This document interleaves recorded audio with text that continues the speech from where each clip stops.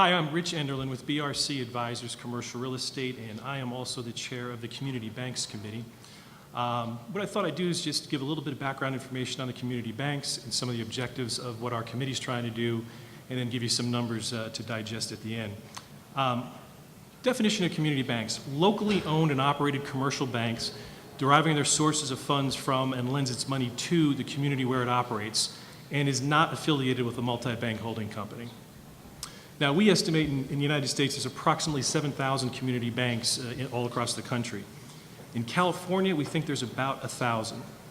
Now, what the committee did is we went online, we ascertained approximately 476 banks in California, and we further divided that between Northern and Southern California.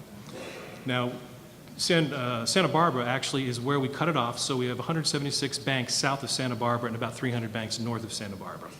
So the committee basically, in its concentration in Southern California, has researched these 176 banks. We're about 3/4 of the way through, and what we've done is gone on the websites of each of these banks, found out who the key players are, phone numbers, email addresses, et cetera, so that we can build this database so that we can eventually then contact these asset managers of these banks. The objectives, of course, is to call and create a relationship with them on behalf of this organization. Some of the things we want to do is invite the asset managers to some of the events that we have planned, sponsor some of their local lunches that they tend to participate in. We also want to drive traffic to the website so we can continue to establish our credibility as an organization. Finally, what we want to do is advise these asset managers that we have members in this association that can handle any product type, any zip code, instead of just having it be one person in one area. Now, just to give you some numbers in terms of market overview on community banks, they only account for about 10% of America's total banking assets. Back in the Great Depression, there was over 30,000 banks. Most of those were small banks, and of course, they all went under. Today, we're seeing the opposite as being true.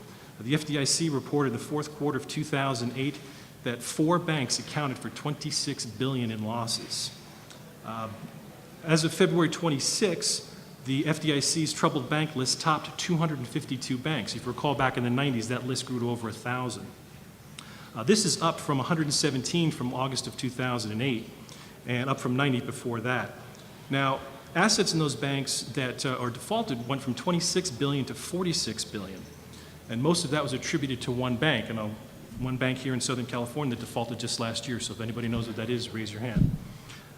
Finally, I wanted to just point out that according to Real Capital Analytics, reported December that there's a total of 106 billion in distressed assets, or potentially distressed assets. And the Mortgage Bankers Association announced that there's 171 billion in commercial mortgages coming due this year with very few options available to refinance.